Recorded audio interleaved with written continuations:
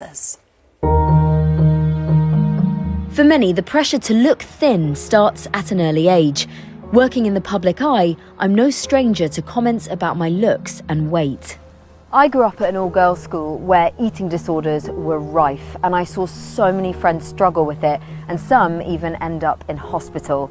And sadly, across the country, worse. Estimates suggest more than 1 million people in the UK currently have an eating disorder, with a rise of 84% in those hospitalised in the last 5 years. Now, NHS mental health services are stretched, leaving charities like this one in Hull to fill the void.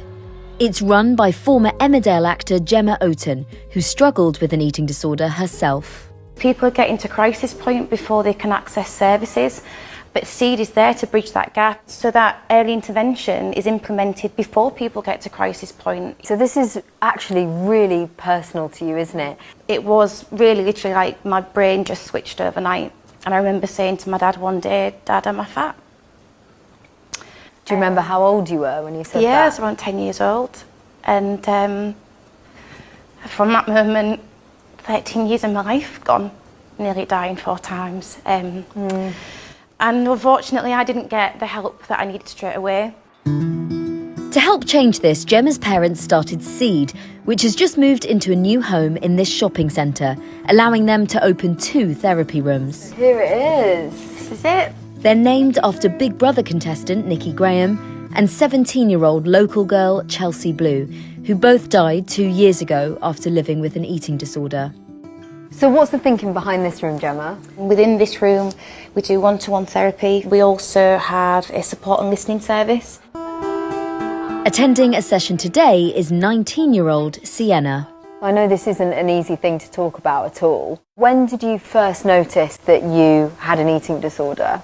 Last year was when I first noticed it. I didn't really see a future at the time, and then it got to October last year, my body started to shut down, and that's when I first reached out for help and thought, I can't live the way I am anymore. Do you remember when you first ever walked through these doors? How did that feel? It made me feel a bit scared and like anxious at the same time, but then it sort of made me feel a bit like hurtful because I was actually like getting the help that I needed. I just can see a future now. More than 1,700 young people with eating disorders are awaiting treatment in England, according to NHS data. Also visiting the centre today is 15-year-old Brooke and her mum Toni. I started losing weight very rapidly and my love for exercise turned very, very negative. It just got worse and my weight started to decline very rapidly. That's when I pushed for the GP to be told that your child has got anorexia nervosa. I was just in complete disbelief.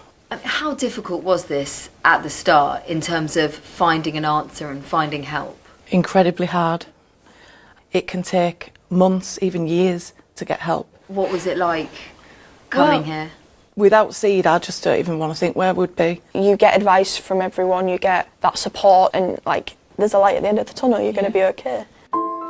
SEED is one of dozens of support services across the country helping people with eating disorders, several of which are now part of the Regional Eating Disorders Charity Alliance Network, or REDCAN. But Gemma thinks there's still more to be done. 1 in 5 will die as a direct result of the eating disorder or by taking their own life. We need to do more. But we can't do as much as we'd like to do without funding. The government told us it's investing almost £1 billion in community mental health care for adults, including eating disorders, by 2024, and providing another £54 million per year on eating disorder support services for young people and children. It said it was also expanding the number of trainees and qualified practitioners able to deliver treatment for people with eating disorders. With a growing number of people really needing help, it is such a relief to see places like this offering support to those who need it.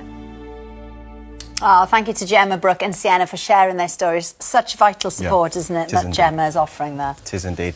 And for details of organisations which offer advice and support for eating disorders, go to bbc.co.uk/actionline. Right.